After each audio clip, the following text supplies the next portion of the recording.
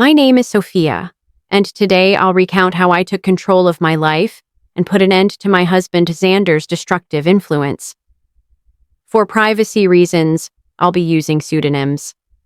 As a prominent lawyer in my state, anonymity is crucial for various reasons. Let's not delve into the intricacies of mine and Xander's love story. We fell in love, got married, and eventually divorced. The love, it seemed, wasn't mutual, because Xander cheated on me. The signs were apparent: avoidance, excessive time away, and frequent business trips. Despite my success as a lawyer, Xander always considered me a failure, simply because I earned less than him. I wasn't involved in his sizable business empire, and he made it known that, in his eyes, I was inferior. One day, during yet another one of his supposed business trips, I decided to investigate. On his old laptop, I discovered a secret Facebook account that confirmed my suspicions. He was cheating with a beautiful woman, someone he found more attractive than me.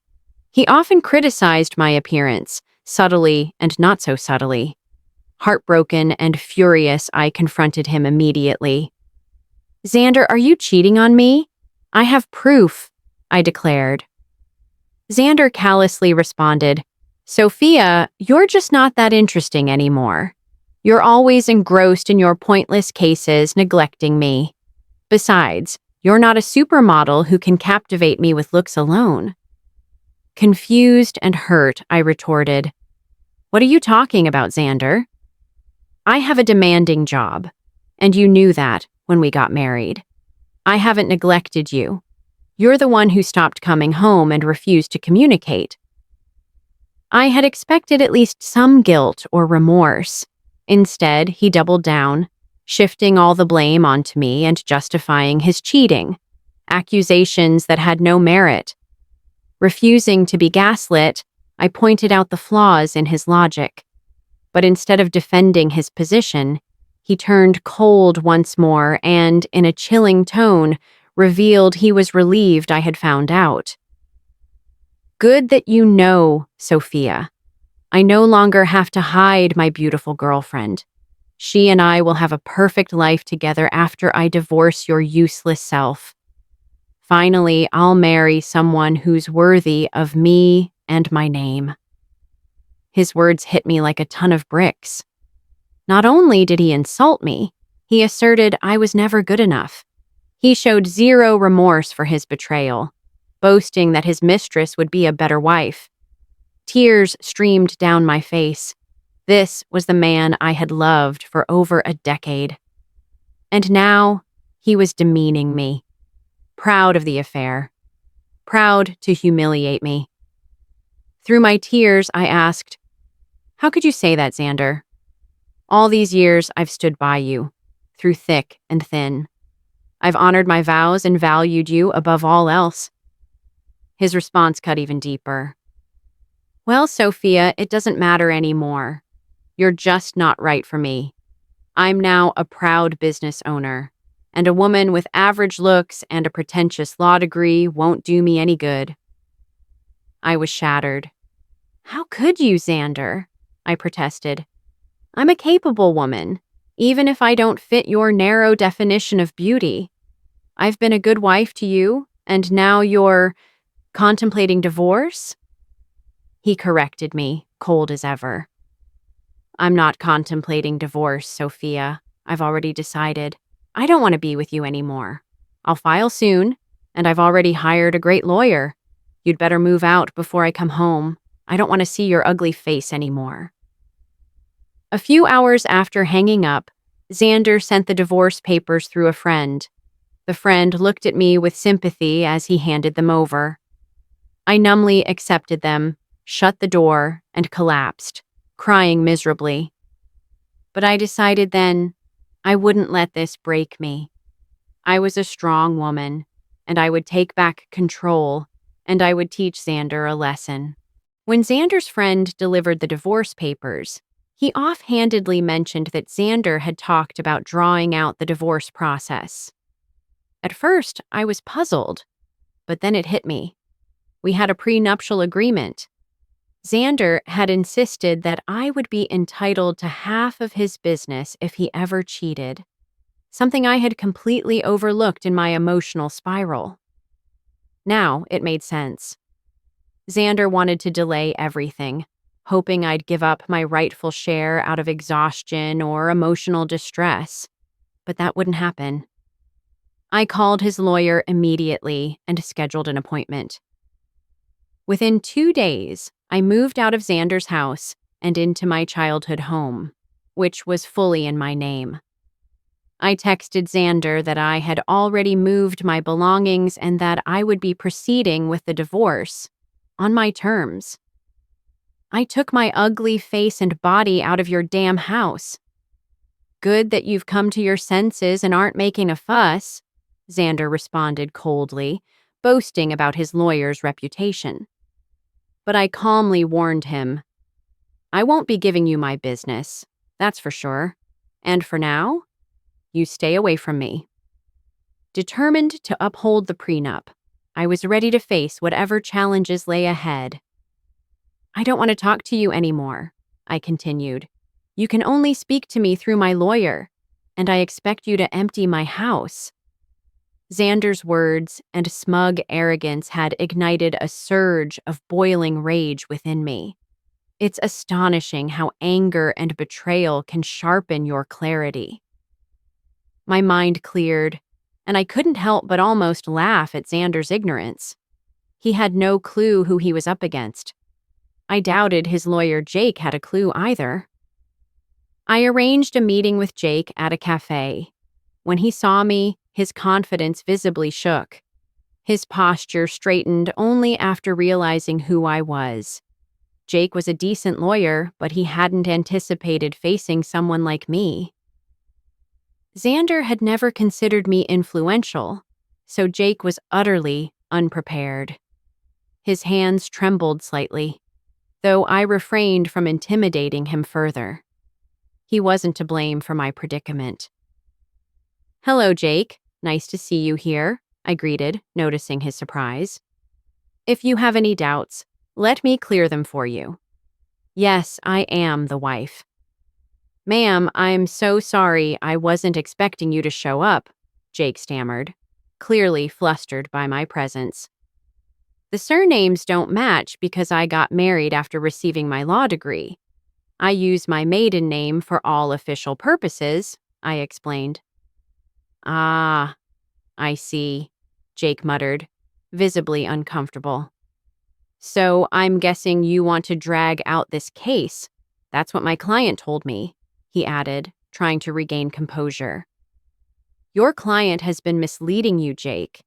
He's the one who wants to prolong this case. Isn't that what he told you?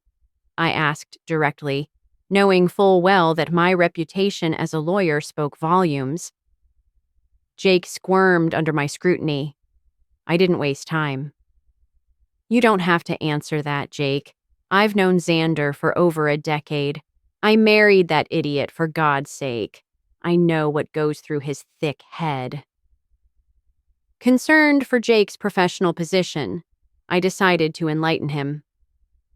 Since I know you, and it's not fair for you to be in the dark, I'll tell you the truth about this divorce. What do you mean, ma'am? Jake asked, clearly taken aback. Did my dear husband mention that he cheated on me? I asked, watching Jake's expression closely. His reaction spoke volumes. He was caught off guard. I won't lie. It stung to admit to a colleague that I'd been cheated on. My pride was bruised, but I wasn't about to let emotions cost me control. I had the upper hand, and I knew it. Jake, however, didn't. Oh no, I don't think my client told me about that, he said, flustered. But he did warn me that you'd make some baseless accusations because you want to ruin him. Oh, you poor thing, Jake. Your client played you like a fiddle, I said, chuckling dryly. Although it might make you happy to know that Xander thinks you're one of the best lawyers out there. Well, that's a big compliment. But I will never measure up to you, ma'am, Jake admitted. I wish he had told me that his wife also practices law. He only said you worked at a law firm. My husband never really took my accomplishment seriously. He had a habit of undermining everything I did, I said. Foolish of me to stay with him this long, but it was smart of me to sign the prenup. It saved my butt. Jake's eyes widened at the mention of the word prenup. He looked stunned, like I had dropped a bomb. Clearly, Xander had conveniently failed to mention that detail, probably hoping I'd forgotten. Well, who knows, I added with a smile. It doesn't matter now. The prenup exists, and I'm holding the original. There's a prenup in this marriage? Jake asked, rattled. Your husband hadn't mentioned that. Do you have any proof, ma'am? Oh, I do, I replied confidently. I brought the documents with me. I had a feeling Xander would try to squirm out of this one. Jake hesitated, then said, I'd really like to see the papers, ma'am. Also, I think I'd need to see proof of the affair, if you have any. Don't worry, Jake, I brought everything, I said coolly. Like I said, it's not me who's trying to drag this divorce out. The sooner it happens, the better it is for me, I thought, as I handed over all the evidence to Jake, from messages to pictures and documents. I had everything neatly stored in my handbag, and I casually gave it to him, knowing full well that the case would always swing in my favor. Jake studied each and every document thoroughly before sighing and looking rather defeated. He then looked up at me and said, I see that you have solid proof of everything, ma'am. I had no idea about all of this. I figured that out, Jake, I replied. I also know how difficult it is to work with unreliable clients, especially when the opposing party is just as strong, if not stronger, in court. You're right about that, ma'am. I think that's all we needed to talk about today. I believe I need to have a serious conversation with my client before I decide whether or not to proceed with this case. Someone will contact you soon, although I can't say it will be me. I could tell what Jake was hinting at, but I didn't comment. I thanked him for his time and walked out of the cafe. Back at work, I immediately began preparing my own documentation for the divorce. The lingering sadness was gone now, replaced with a cold, burning rage. I was determined to make sure Xander suffered the consequences of what he had done, and I knew he had no way out of the mess he'd created. Sure enough, it only took one day for Xander to contact me. He called me directly, despite my clear instruction to only communicate through lawyers. It was funny, but not surprising. I knew this day would come. When I answered, his voice was already angry. What the hell did you say to my lawyer, Sophia? Well, look who's calling, after telling me to stay away, I said mockingly. Now what happened with your lawyer, Xander? Stop playing around, Sophia. Just tell me what you said to him that made him quit. Your lawyer quit today? That's so sad, Xander, I replied, feigning concern. Maybe next time you should be a little more upfront with your legal team, like, I don't know, letting them know who they're really fighting against. You don't know what you're saying. You're a freaking nobody. I won't let you take my family business. Oh, I'd like to see you try, Xander. I will hire a better lawyer. Just wait and watch. I will destroy you in court. You'll be begging for mercy. Well, sounds like a plan, I replied coolly. But a word of advice, from one lawyer to another, don't forget to tell your new lawyer about your little affair and that prenup. Click. He hung up. I chuckled to myself. Xander was in deep trouble, but still didn't fully realize it. He would try every lawyer in town, hoping someone would take his case. But I'm a well-known name around here, and no one with a shred of intelligence would fall for his lies. Anyone foolish enough to believe him would be dragged down to reality once I presented the real evidence. He said I'd come begging for mercy, but I knew it was only a matter of time before he came begging at my door. And I was right. One fine morning, while I was getting ready for work, there was a knock on my door. I was confused. No one visited me this early. Imagine my surprise when I opened the door and saw my soon-to-be ex-husband looking forlorn and weary. I sighed and invited him in. I didn't want a public scene on my doorstep. As he entered, I said sharply, "Make it quick, Xander. I don't have time to waste on you, and I don't even know why you're here. We were supposed to communicate strictly through lawyers." "Yeah, about that," he muttered. "I haven't found a good divorce lawyer yet." "Oh, that's sad for you, Xander." "You better hurry up. Last I heard, your mistress has been dying to marry you." "I'm not worried about her anymore." "Listen, Sophia, we need to talk. You've been sabotaging my lawyer so they wouldn't take my case. That's very unfair." I couldn't help it. I burst out laughing. He really had the audacity to blame me for his situation? It was laughable. Once again, he showed just how little he respected or understood my profession. He thought just because he could throw money at people, they'd fall at his feet. "Oh dear, that's rich," I said with a sarcastic grin. "Let me clear that little fantasy up for you. I haven't sabotaged anything. It's your own stupidity that's scaring lawyers off." "I don't understand. What did I even do?" "Should I remind you?" I snapped. "You lied to your lawyers about the affair. You lied about the prenup. That's enough to make them look like fools in court. Do you really think any competent lawyer would jump at the chance to represent a client like you?" He stood silent. "Besides," I added with a smirk, "I'll admit it. My name carries weight in this town. You may consider me useless, Xander, but in this profession, I'm respected, and you're just a cautionary tale." "Yes, I know that now, Sophia," Xander said. "I've tried being open with lawyers too, but none of them are willing to help me." "That's what happens when you try to go against an ironclad prenup," I replied. "You really should have thought your affair through, Xander. Not that it matters now. The damage is done. No sane lawyer would fight for your cause. You'll be giving me half of your business."